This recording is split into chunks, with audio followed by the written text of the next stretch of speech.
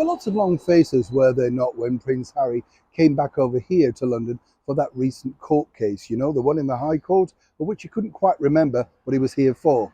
You get the picture. And his sort of evidence was more or less chucked around as if, well, where's the concrete evidence? Do you remember that?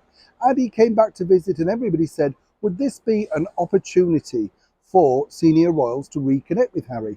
After all, he'd returned alone, no baggage this time, and of course, the bottom line for them was they were thinking, well, maybe he would want to connect with them. And then, of course, Harry's spin doctors put out the fact that nobody'd reached out to Harry. Let's not forget, this is only 6 months down the line since Harry dropped that bombshell with his book Spare, trashing members of his family, including the Prince and Princess of Wales, his father, Camilla. So you could hardly expect, could you, tea and biscuits awaited over at Windsor. As we told you here on the show, though, the King Charles, is a very forgiving person and truly believes that if he could connect with his son, he could iron out those particular problems. But also there's a ring fence of fear around Harry. And as ever, let me explain. Hi, good morning. How are you? Nice to see you. Hope you're keeping well today. And listen, you know, this story, as I say, I really wanted to get this one out for you because it is interesting in itself. As we all know, it's very difficult, isn't it? The situation now that Prince Harry has created for senior members of his family. As we all know, last time he came over to visit the Queen, the very last time he saw the Queen, he dashed back on American television to say he was looking to make sure the right people were around her. Cruel thing to say, very diggy, and of course did nothing to cement any forthcoming relations. But a lot of people were saying, well, why did he not take the opportunity to connect on his recent visit in May back here to the United Kingdom? Well, I was speaking to a very good source within Palace Walls about Prince William. And you see, the bigger problem is really this. People talk about, oh, have another person in the room, record the message, make sure you've got two versions of events. It doesn't really work like that. You know, I mean, after all, you are supposed to be family and you're supposed to be able to speak at length independently and not worry about these conversations going out.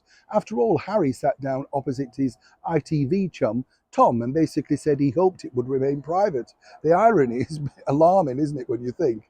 But you see, the bigger problem for senior royals is this. It's not about whether Harry goes back out there and says, they said this, they refused to do that, etc.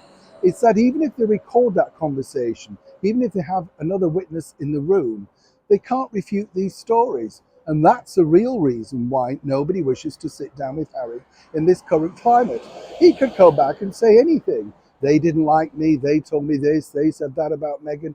And he knows that they can't go on public record to refute this. Obviously the Queen, and as we now know, Catherine, the Princess of Wales, put it very succinctly with that line, recollections may vary. But how many times can you use that particular phrase? And Harry knows this, so when he does eventually, at some point, have to sit opposite his elder brother and explain his actions, which he will have to do at some point in his life, then it's going to be interesting as to what version that particular hits the media. Of course, by all that point, things could have radically changed. Perhaps Prince Harry may be flying solo at that point. Who knows? But for now, there is no way that William, Catherine, the Duke and Duchess of Edinburgh, Camilla, and of course the King Charles, alongside Princess Anne, the Princess Royal, would even dream to sit down alone, or indeed with a witness in the room for any given length of time. What a sorry state of affairs Prince Harry's now boxed himself in with. Neil Sean in the very heart of London.